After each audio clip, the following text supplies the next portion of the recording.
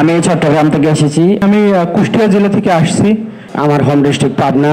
আমি এসেছি কলাপাড়া পটুয়াখালী থেকে। And I'm come from Hobigons, Sylhet. দেখলাম তো আমি আর ইংলিশ বলতে পারি না, এতটুকু পর্যন্ত বলতেছি। আর ইংলিশটাকে আমি এভাবে চালিয়ে যাওয়ার জন্যই আমি ইংলিশ থেরাপিতে আসলাম।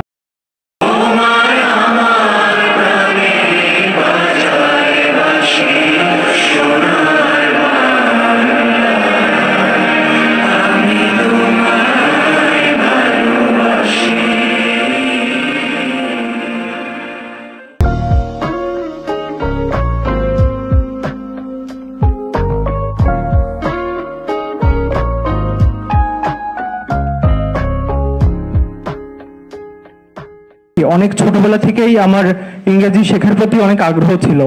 মানে আমি অনেকভাবে চেষ্টা করেছি ইংরেজি শেখার জন্য। আমি অনেক সময় ইউটিউবে অনেক ভিডিও দেখতাম, অনেক টিচারের কাছে গিয়েছি, মানে যারা আমাকে ইংরেজি শেখাতো আর কি। তো কিছুদিন পরে বুঝতে পারলাম যে আসলে অফলাইন আমার জন্য না, সরি অনলাইন আমার জন্য না, মানে ইউটিউবের ভিডিওগুলো আমার জন্য যথেষ্ট না। আমার একটা অফলাইন প্রতিষ্ঠান দরকার, যেখানে আমি অনেক প্র্যাকটিস করতে পারবো ইংরেজি ভাষাটা এবং ইংরেজি শিখতে পারবো। তো আমি তখন সার্চ করা শুরু করি যে কোনটা আমার জন্য ভালো হয়।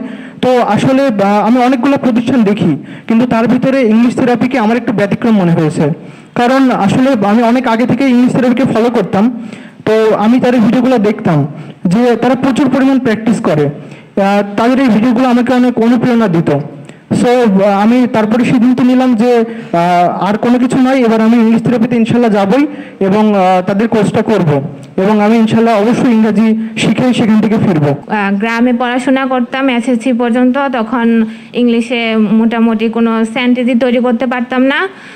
দেন এসএসসির পরে আমি ডিপ্লোমাতে আসছি। ডিপ্লোমাতে ইংলিশ ওইরকম নাই বললেই চলে। দেন রিসেন্টলি মানে ডিপ্লোমা কমপ্লিট করছি, কিন্তু আমার ইংলিশে আমি মোটামুটি একটা ছোট বা বড় সেন্টেন্স ওইরকমভাবে তৈরি করতে পারি না। তো আমি বিভিন্ন ইউটিউব থেকে বিভিন্ন ভিডিও বা বিভিন্ন দেখি বা কয়েকটা অনলাইন কোর্স করছি, কিন্তু ওইরকমভাবে কোনো ইমপ্রুভমেন্ট হয় না। তো আমি আজ কিবরিয়া স্যার ভিডিও থেকে ওখান থেকে শিওর হলাম যে আমি এখানে করব, এখানে আমার করতে হবে। আমি যদি আমার একটা এম আছে, আমি বিদেশে গিয়ে পড়াশোনা করতে চাই, বিএসসিটা বিদেশে থেকে করতে চাই। এর জন্য আর মানে আমি আইএলটিএস করব, এর জন্য আর কি এখানে মূলত ভর্তি হওয়া।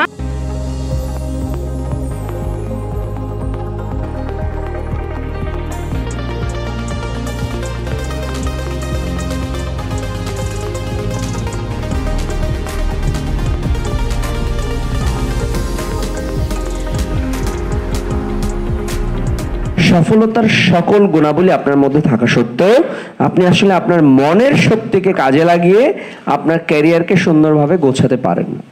আপনি ইংলিশ কথা বলতে পারেন না, রাইট?